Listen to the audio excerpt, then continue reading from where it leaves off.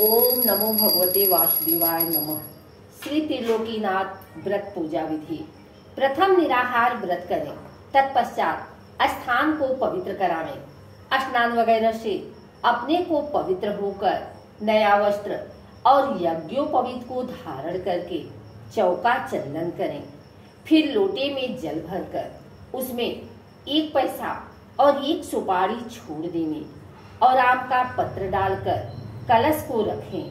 कलश के ऊपर 3 बत्ती का दीपक कड़वे तेल का जला देंगे तथा पान, फूल, गंध, धूप आदि यथाशक्ति 16 प्रकार से विधि पूर्वक पूजा की सामग्रियां और प्रसाद को एकत्रित कर आसन मार कर बैठें और विधि पूर्वक पूजा करके आचार्य के सम्मुख निश्चिंत होकर ध्यान पूर्वक कथा को श्रवण करें।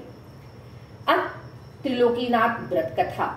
पहले गुरु को गाइए, जिन गुरु रचा जहान, पानी से जो पिंड रची अलग पुरुष निर्वाण। प्रथम ही ओम सार को ध्यावे, जेहि प्रसाद निर्मल मति पावे। अलख निरंजन ब्रह्मनादि, सुंदर मुनिगण गावत बादी। रवि से ज्योति ब्रह्मांड विराजे, तारागण विहंग सब छाजे। दिन और रात जगत में कीन्हा, चारों ऋतु समय पर दीन्हा। कीड़ा कुंजर जीव अनेका, जल थर सरता वृक्ष अनेका। जंगल झाड़ पहाड़ बनावे, यही विधि 14 भुवन रचावे। शो प्रभु अलख निरंजन स्वामी, निराकार घट अंतर्यामी। ताकर भेद को नहीं पावे, वेद वेदांत सभी गुण गावे। विनय करे महादेव सिंह, नाथ सदा गुर खान। भव सागर से पार करू, दास आपनु जान। कथा प्रारंभ।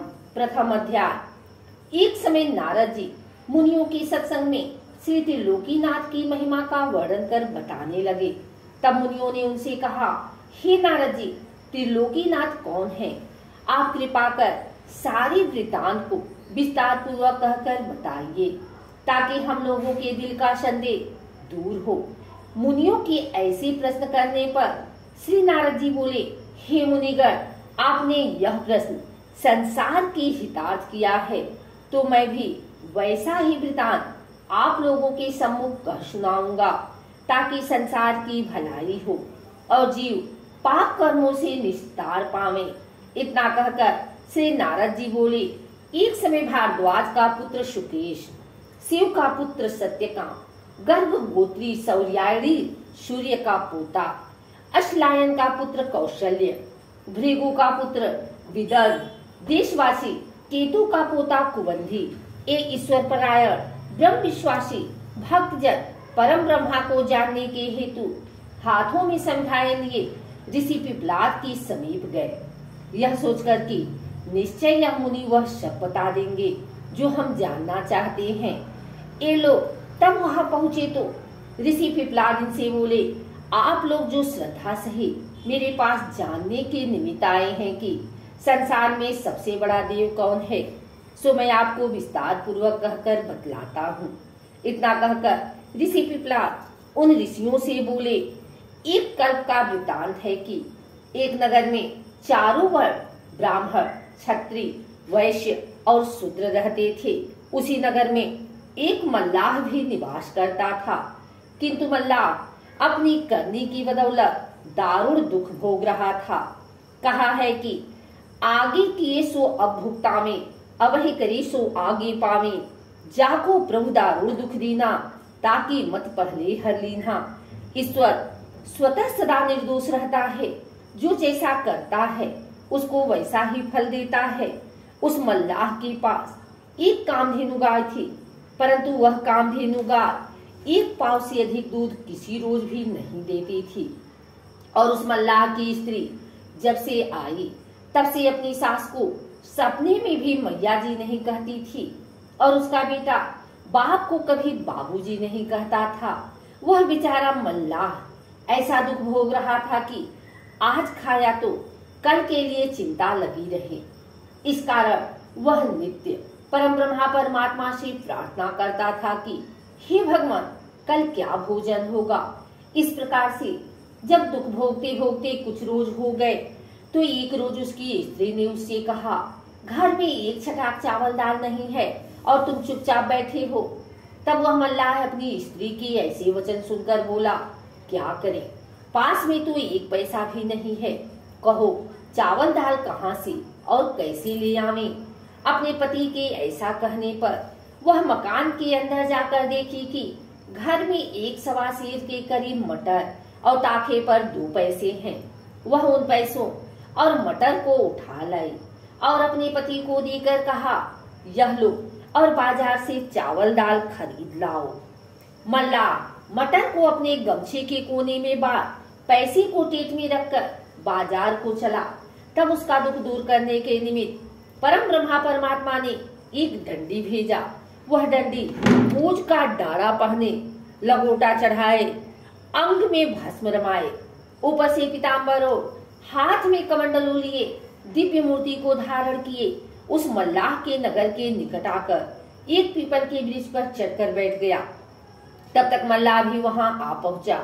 मल्लाह को आते देखकर वृक्ष के ऊपर से डंडी बोला, ए मल्लाह, तुम किधर जाते हो। इस शब्द को सुनकर मल्लाह पीछे की तरफ जो घूमकर देखा तो उसको कोई आदमी दिखाई नहीं पड़ा। तब वह फिर आगे को बढ़ा। बढ़ते ही फिर वही आवाज सुनाई दी कि ए मल्लाह, तू किधर जाता है।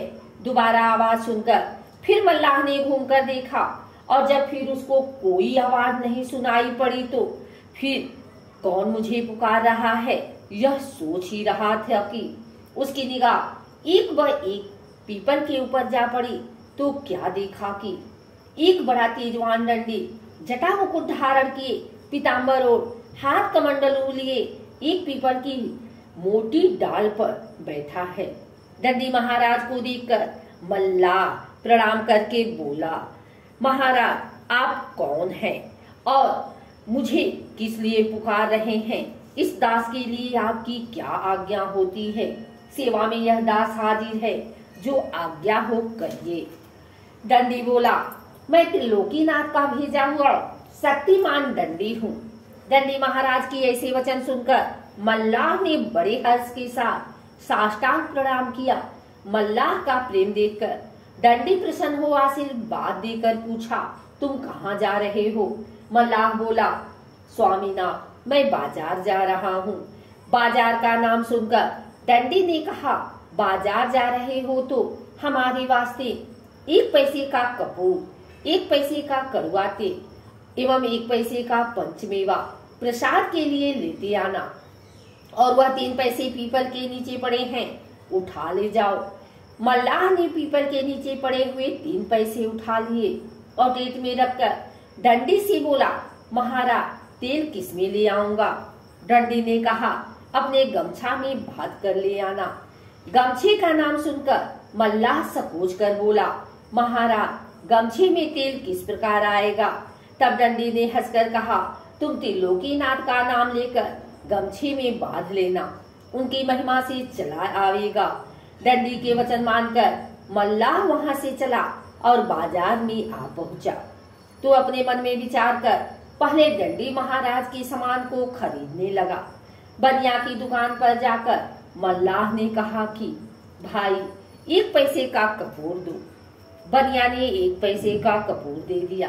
कपूर को लेकर मल्लाह ने अपने टेक से पैसा निकालकर बनिया को दिया और तेली की दुकान पर जाकर तेली से कहा, 1 पैसे का कड़वा तेल दे दो।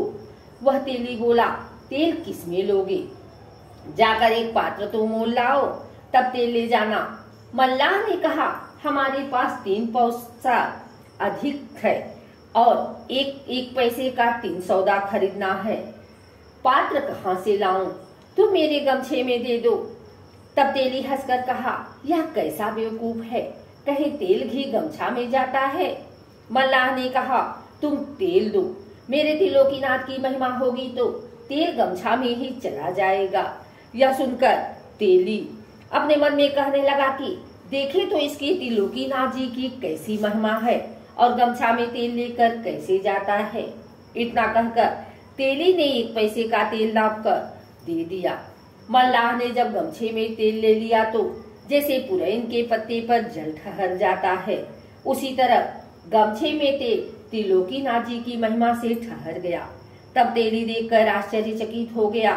तब मल्लाह पैसा देकर पंचमेवे की दुकान पर जा पहुंचा और तेली वहां सोच सकोच में पड़ा ही रहा। इधर मल्लाह पंचमेवे की दुकान पर जाकर कहा, भाई 1 पैसे का पंचमेवा तो दे दो।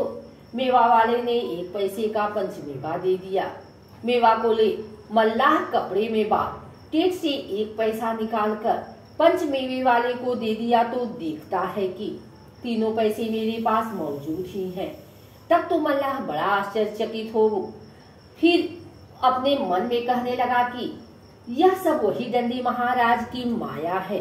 अब जान पड़ता है कि 3 पैसे कभी कम नहीं होने वाले हैं।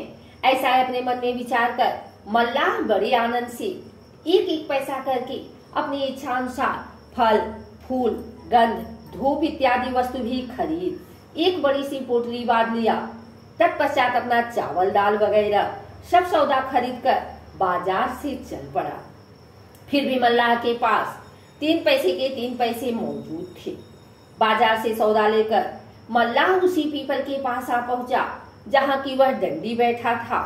सौदा लेकर आने पर डंडी ने मल्लाह से कहा, हमारे वास्ते तुम जो जो वस्तु लाए हो वह सब अलग अलग करके यहाँ रख दो और अपने वास्ते जो लाए हो वह अपने घर ले जाओ।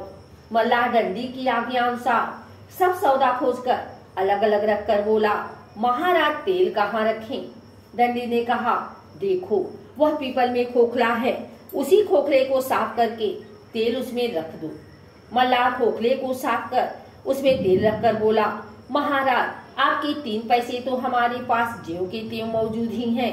यह सुन डंडी ने हंसकर कहा, तुम जहाँ से पैसा उठा कर ले गए हो वहीं उन पैसों को रख दो। मल्लाह के उसी जगह उन 3 पैसों के रख देने पर डंडी ने मल्लाह से कहा, अब तुम अपना सौदा लेकर जाओ और कल सवेरे ही अपने बंधुओं को निमंत्रण देकर कहना कि अमुक पीपल के नीचे मैं त्रिलोकीनाथ का पूजन व्रत कथा को सुनूंगा। अतः सब सज्जनों को निमंत्रण देता हूँ कि अपने बंधुओं सहित पधार कर सम्मिलित होवें। ऐसा कहकर डंडी ने फिर कहा, ए मल्लाह, देखो जिस आचार्य के मुख से त्रिलोकीनाथ की व्रत कथा श्रवण करना, उस आचार्य को आदर सत्कार के साथ भोजन करा के यथाशक्ति जो हो सके दक्षिणा देकर विदा करना। आचार्य को दान नहीं देने से कोई यज्ञ क्यों न हो, वह यज्ञ निरर्थक हो जाता है। जैसे मजदूर को बुलाकर काम करावे और मजदूरी न दे तो वह अधर्म समझा जाता है। त्रिलोकीनाथ की कथा सुनकर अपने बंधुओं सहित प्रेम से प्रसाद को भक्षण करना चाहिए। जो कोई मनुष्य त्रिलोकीनाथ के प्रसाद को पाने में संकोच करता है, उसके ऊपर निश्चित जानो कि त्रिलोकीनाथ का कोप होता है। वह मनुष्य महान कष्ट पाता है और जो मनुष्य त्रिलोकीनाथ का प्रसाद श्रद्धा के सहित लेकर भक्षण करता है, उसके ऊपर त्रिलोकीनाथ अवश्य प्रसन्न होकर मनसा पूरी करते हैं। इस तरह का उपदेश देकर डंडी ने मल्लाह को घर भेजा। 2 अध्याय प्रारंभ। जब मल्लाह डंडी के यहाँ से चला और अपने नगर के निकट आया तो उसका लड़का उसको आते देख बाबूजी बाबूजी कहते हुए उसके पास आकर मिठाई मांगने लगा। लड़के को बाबूजी कहते हुए सुनकर मल्लाह अपने दिल में खुश होकर कहने लगा कि आज तक तो कभी भी मेरा लड़का मुझे बाबूजी नहीं कहा। आज क्या बात है कि बड़े प्रेम के साथ बाबूजी कहते हुए मेरे पास दौड़ा आया। लड़के की बात पर मल्लाह चकित हो प्रेम के सहित लड़के को ले घर चला। उसकी स्त्री ने जब देखा कि मेरा पति एक बड़ा सा गट्ठर लिए आ रहा है तो दौड़ती हुई अपने सासू के पास जा कहने लगी, मैया जी आज न जाने कहां से स्वामी ना एक बड़ी भारी गठरी लिए आ रहे हैं। यह सुनकर उसकी सास बहुत आश्चर्यचकित हो कहने लगी कि आज तक तो सिखलाने पर भी बहू कभी मैया जी मुझे नहीं कहती थी, परंतु आज क्या बात है कि मैया जी कह रही है। बहू की बात पर वह विचार कर ही रही थी कि इतने में मल्लाह अपने लड़के सहित गट्ठर लिए मकान में आ पहुंचा। गट्ठर को देख उसकी माता बोली, बेटा तुम यह गट्ठर कहाँ से उठा लाए हो? क्या कहीं से चोरी तो नहीं कर लाए हो? माता की ऐसी बात सुनकर मल्लाह ने सारा हाल कह सुनाया। तब तो उसकी माता और स्त्री बहुत खुश हुई और भोजन बना, सब प्राणी खा पी कर सो रहे। जब सवेरा हुआ तो उसकी माता, स्त्री और पुत्र तीनों उस पीपल के पास गए, जाकर डंडी को प्रणाम किया। डंडी ने तीनों को बड़ी प्रसन्नता से आशीर्वाद देते हुए कहा कि तुम लोग यहाँ जमीन साफ सुथरी कर तैयार कर दो। तब ये तीनों डंडी के कहने के मुताबिक वहाँ की जमीन साफ करने लगे। इधर मल्ला अपने बंधु बांधवों तथा नगर के सब लोगों को कथा सुनने के निमित्त निमंत्रण देकर पीपल के पास जा पहुंचा। जब निमंत्रण देकर मल्ला चला गया तो किसी आदमी ने एक पंडित से पूछा, महाराज त्रिलोकीनाथ नाम के कौन देवता हैं? तब पंडित जी बोले, 3 लोक 14 भुवन के मालिक त्रिलोकीनाथ हैं। यह सुनकर सभी लोग श्रद्धा के सहित त्रिलोकीनाथ की कथा सुनने के निमित्त उस पीपल के पास आ बैठे। तब डंडी ने मल्लाह से कहा, तुम जल्दी से स्नान करके प्रसाद को स्वच्छ मनिया करो। डंडी के कथनानुसार मल्लाह स्नान वगैरह सब विधि से पवित्र होकर प्रसाद को विधि पूर्वक स्वच्छ किया। तब फिर डंडी ने कहा कि चौका चंदन करके प्रसाद को 3 भागों में पृथक पृथक रखो और लोटे में जल भरकर उसमें 1 पैसा और 1 कसैली डालकर उसके ऊपर आम का पत्र देकर 3 बत्ती का दीपक कड़वे तेल का जला दो और कपूर की आरती कर आसन लगाकर बैठो और प्रेम के सहित श्री त्रिलोकीनाथ का सदुपदेश सुनो। डंडी महाराज की यह बात सुनकर मल्लाह बोला, स्वामीनाथ हमारे पास कसैली पैसा तेल और कपूर कुछ भी नहीं है, यह सब विधि कैसे करें? आपकी आज्ञा हो तो बाजार से जाकर मोल लावे। तब डंडी ने कहा, कल जो हमारे निमित्त सब सामान बाजार से मोल लाए हो वह सामान वहीं रखा है, उसको लेकर विधि करो। और जो तुम्हारे पास कसैली नहीं है तो जो 3 पैसे बाजार से लौटा कर लाए हो वह पैसे भी पड़े हैं, उसमें से पैसे लेकर 1 पैसा कसैली के बदले और 1 पैसा कलश में पड़ना चाहिए, अतः 2 पैसे कलश में छोड़ दो। तब उस मल्लाह ने डंडी महाराज की आज्ञा अनुसार वैसा ही किया एवं संपूर्ण विधि हो जाने पर डंडी ने कहा, ए मल्लाह, जो मनुष्य अपने बंधु बांधवों आदि को बुलाकर श्रद्धा के सहित श्री त्रिलोकीनाथ का सदुपदेश सुनता है वह अपने कुल परिवार सहित पाप कर्मों से छुटकारा पाकर मुक्त हो जाता है। इतना कहकर डंडी त्रिलोकीनाथ का सदुपदेश श्रवण कराने लगे। डंडी ने कहा, ए मल्लाह, 3 लोक 14 भुवन 7 खंड 9 द्वीप में सबसे बड़े देव त्रिलोकीनाथ हैं। जैसे महर्षि कह गए हैं कि सुरपुर, नरपुर, नागपुर तीनों पुर में आया है, भजन करो भाई आंध्रा, क्यों तुम धर्म भुलाया है। अंडर पिंडर स्वदेश उडबी जंडम अस्थावर आदि सब जीवों में जिसकी सत्ता समा रही है उसी प्रभु का नाम त्रिलोकीनाथ सत्यनारायण स्वामी है, जो सारे संसार के पालन पोषण करता और धरता है। इन्होंने अपनी इच्छा के अनुसार सारी संसार को रचा है और वह परम ब्रह्मा परमात्मा अजर अमर अनादि और अजन्मा है। उनका कभी नाश नहीं होता और न वे जन्म ही लेते हैं। वह जैसे सर्वशक्तिमान है वैसा ही उनका गुण तथा कर्म स्वभाव नाम भी अनंत है। जब संसार में घोर पाप होने लगता है तब वह भूमि का भार और दुख हरने के निमित्त अपनी प्रचंड शक्ति को देकर एक पुरुष भेज देता है। वही पुरुष संसार में आकर पापियों को मार भक्तों का उद्धार करता है। इतना कहकर फिर डंडी बोला कि जो पुरुष अपने माता पिता, गुरु और आचार्य का तथा जो स्त्री अपने सास ससुर और पति का अनादर करती है एवं जो मनुष्य जीवों पर दया नहीं करता, मांस मछली मदिरा भक्षण करता है, उनको निश्चय जानो कि त्रिलोकीनाथ दंड देते हैं। वही स्त्री पुरुष दुखी होकर संसार में कष्ट पाकर मारे मारे फिरते हैं और उनका अनादर के सिवा आदर कहीं भी नहीं होता। देखो त्रिलोकीनाथ की कैसी महिमा है। इस प्रकार के सदुपदेश देते हुए डंडी बोले, जब त्रिलोकीनाथ ने सारे जगत को रचकर 84 लाख योनि को उत्पन्न किया तो सब जीवों उनकी प्रजा तथा संतति है। त्रिलोकीनाथ की पूजा तथा कथा को कहने सुनने का अधिकार सभी के लिए बराबर है, खासकर किसी एक व्यक्ति के लिए नहीं। जो सारे संसार को खिलाता है, वह खाने के लिए किसी दूसरे के आश्रय पर नहीं बैठा रहता। वह खाता भी है और नहीं भी खाता है।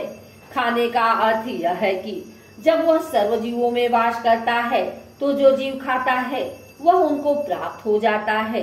जैसे कहा भी है कि ईश्वर अंश जीव अविनाशी, चेतन अमर सहज सुख राशि, बिन पग चले सुने बिन काना, कर बिनु कर्म करे विधि नाना, आनंद रहित सकल रस भोगी, बिन वाणी वक्ता बड़ जोगी। वह सर्वशक्तिमान परमात्मा सब जीवों में वास करने वाला है और उसके पांव नहीं किंतु चलता है, कान नहीं परंतु सुनता है, हाथ नहीं पर सब कर्मों को करता है, जीव नहीं किंतु सब रसों का स्वाद लेता है, मुख नहीं किंतु बहुत बोलने वाला है, अर्थात उनका रूप नहीं, वह निराकार है। इससे मालूम होता है कि परमात्मा निराकार रहते हुए भी आपके सब कर्मों को जानता है। और परमात्मा के लिए प्रसाद पूजा पर नहीं रखा जाता, किंतु प्रसाद रखने का नियम इसलिए हुआ कि प्रसाद के लालच से लड़के से लेकर वृद्ध तक सब लोग आकर परमात्मा के सदुपदेश को सुनेंगे और प्रसाद पाकर प्रेम के सहित श्री त्रिलोकीनाथ का नाम लेते हुए घर जाएंगे और पाप कर्मों से बचकर त्रिलोकीनाथ की भक्ति में मन लगाएंगे। उपदेश के साथ दृष्टांत इसलिए देकर बतलाया कि लोग जाने कि त्रिलोकीनाथ ने किसको कैसे दंड और फल दिए। दृष्टांत को सुनकर कोई प्राणी पाप कर्मों की तरफ कभी नहीं जाएंगे और कर्मों का फल समझकर श्री त्रिलोकीनाथ की भक्ति में सदा लवलीन रहेंगे। इतना कहकर दंडी ने मल्लाह से कहा, अब विधि पूर्वक हवन करके आरती करो और प्रसाद सभी लोगों को बांट दो। हरी इच्छा। उसी समय में एक ब्राह्मण वहां जा पहुंचा। उस ब्राह्मण को देखकर लोगों ने बड़े आदर के साथ कहा, पंडित जी बैठ जाइए और त्रिलोकीनाथ का प्रसाद लेकर जाइए। ब्राह्मण बोला, पूजा को कौन वर्ग कर रहा है? लोगों ने कहा, मल्लाह। यह सुनकर ब्राह्मण बोला, मल्लाह का प्रसाद नहीं लेंगे। इतना कहकर वह ब्राह्मण वहां से चल दिया। तब दंडी कहने लगा कि यह ब्राह्मण बड़ा घमंडी जान पड़ता है। यह त्रिलोकीनाथ के प्रसाद में छूतमान भक्त का अनादर कर चला गया तो निश्चय जानो कि इस ब्राह्मण का घमंड त्रिलोकीनाथ अवश्य तोड़ेंगे। संसार में जितने घमंडी हुए किसी का घमंड त्रिलोकीनाथ ने नहीं रहने दिया। देखो कहा है, हरिजन जात छूत जिहि मानी, होई छछुंदर सोमल खानी। जो प्राणी श्री त्रिलोकीनाथ के भक्त में छूत लगाता है वह मलमूत्र को खाने वाला छछुंदर होता है। इतना कहकर दंडी बोले कि अब प्रसाद को लेकर लोगों को बांट दो और जो प्रसाद बचे सो उठाकर अपने घर ले जाओ। दंडी महाराज के कथनानुसार मल्लाह ने सबको प्रसाद बांट दिया। प्रसाद पाकर सब लोग बड़े आनंद के साथ त्रिलोकीनाथ का जय मनाते हुए घर गए और जो प्रसाद बांटने से बच गया था उसे मल्लाह लेकर अपनी माता, स्त्री और पुत्र के सहित त्रिलोकीनाथ की जय जयकार करते हुए अपने घर गया। उस दिन से त्रिलोकीनाथ की ऐसी कृपा हुई कि उस मल्लाह के घर से दरिद्रता निकल गई और घर में लक्ष्मी का वास हुआ। जो कामधेनु गाय उसको एक पाव से अधिक दूध किसी रोज नहीं देती थी, वह कामधेनु 5 सेर दूध देने लगी। उसी दिन से उस मल्लाह का दिनों दिन धन बढ़ने लगा। तृतीय अध्याय। नारद जी बोले, हे मुनिगण, जब उस ब्राह्मण ने त्रिलोकीनाथ के प्रसाद को छूत मानकर नहीं लिया और घर गया तो रोग से पीड़ित होकर महाकष्ट पाने लगा। एक रोज उस ब्राह्मण के पुत्र की अचानक मृत्यु हो गई तो वह ब्राह्मण छाती पीट पीट कर रोने लगा और रोते रोते अज्ञान होकर सो गया। तब उस ब्राह्मण के हृदय में त्रिलोकीनाथ ने घोषित किया कि हे ब्राह्मण, तू बड़ा घमंडी है। उस दिन मेरे प्रसाद में छूत लगाकर और मेरे भक्त का अनादर कर चला आया है। यह उसी का दंड मिल रहा है। तू आज से अपने मन में यह प्रण कर कि त्रिलोकीनाथ की पूजा करके व्रत कथा को सुनूंगा और भगवान के प्रसाद में छूत कभी नहीं मानूंगा। तुम्हारा कल्याण होगा और बेटा जीवित हो जाएगा, नहीं तो तू समझ ले कि तेरा सर्वनाश हो जाएगा।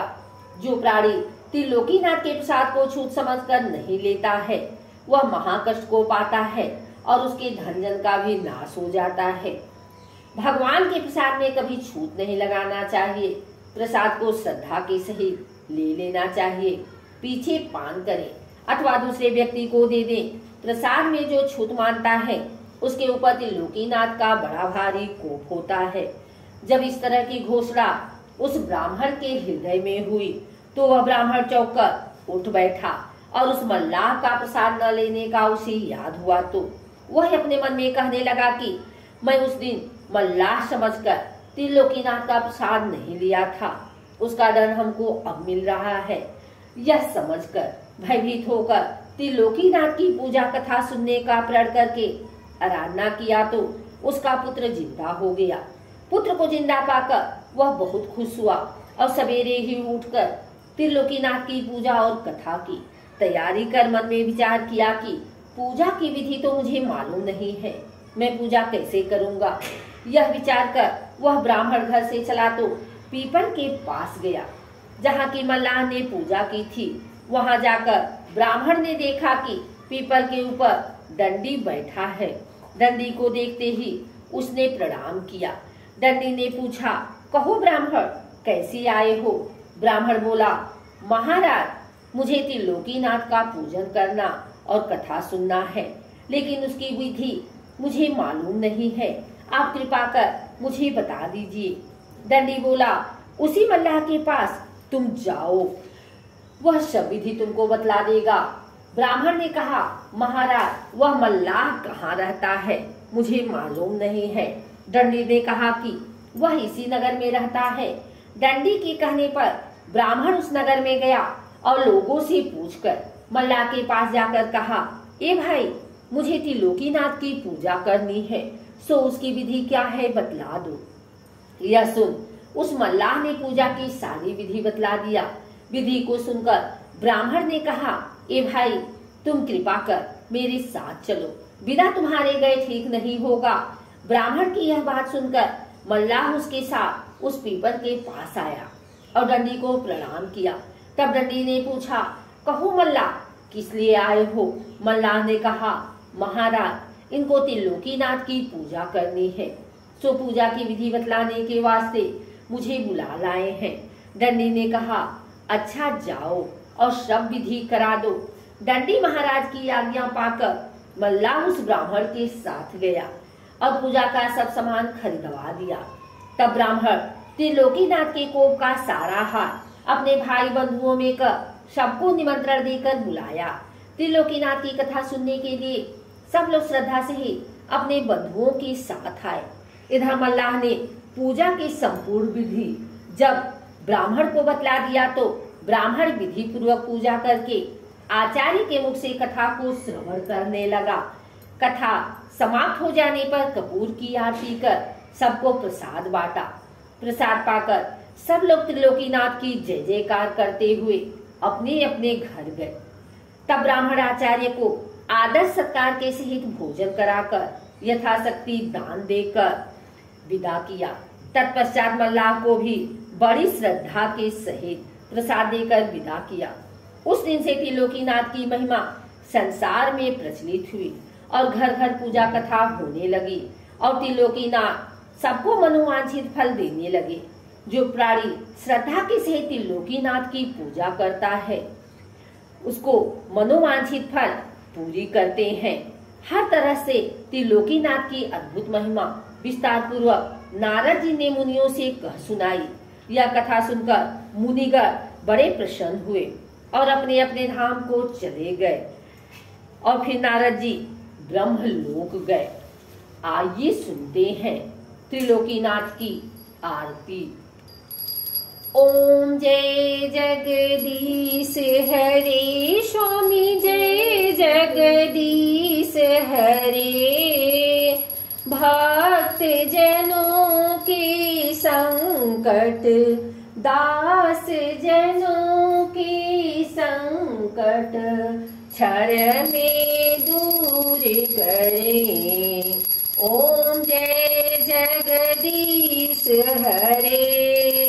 जो ध्यावे फल पावे, दुख बिन से मन का, सुख संपत्ति घर आवे, कष्ट मिटे धन का। ओम जय जगदीश हरे। मात पिता तुम मेरे, शरण गहूँ मैं किसकी। स्वामी शरण गहूँ मैं किसकी। तुम्हें बिनु और न दूजा, आस करूं जिसकी। ओम जय जगदीश हरे। तुम्हें पूर्ण परमात्मा, तुम्हें अंतर्यामी। स्वामी तुम्हें अंतर्यामी। पार ब्रह्म परमेश्वर, तुम सबके स्वामी। ओम जय जगदीश हरे। तुम्हें करुणा के सागर, तुम्हें पालन करता। स्वामी तुम्हें पालन करता। मैं मूर्ख खल कामी, कृपा करो भरता। ओम जय जगदीश हरे। तुम हो एक अगोचर, सबके प्राणपति।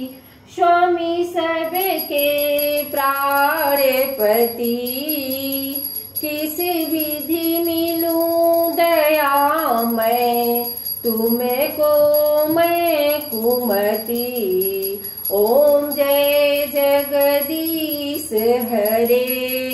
दीन बंधु दुख हरता, तुम रक्षक मेरे। स्वामी तुम रक्षक मेरे। करुणा हस्त उठाओ, द्वार पड़ा तेरे। ओम जय जगदीश हरे। विषय विकार मिटाओ, पाप हरो देवा। स्वामी पाप हरो देवा। श्रद्धा भक्ति बढ़ाओ, संतन की सेवा। ओम जय जगदीश हरे। श्री जगदीश जी की आरती, जो कोई नर गावे। स्वामी जो कोई नर गावे, कहत शिवानंद स्वामी। सुख संपत्ति पावे। ओम जय जगदीश हरे। बोलो त्रिलोकीनाथ की जय। उमापति महादेव की जय। भोले शंकर की जय।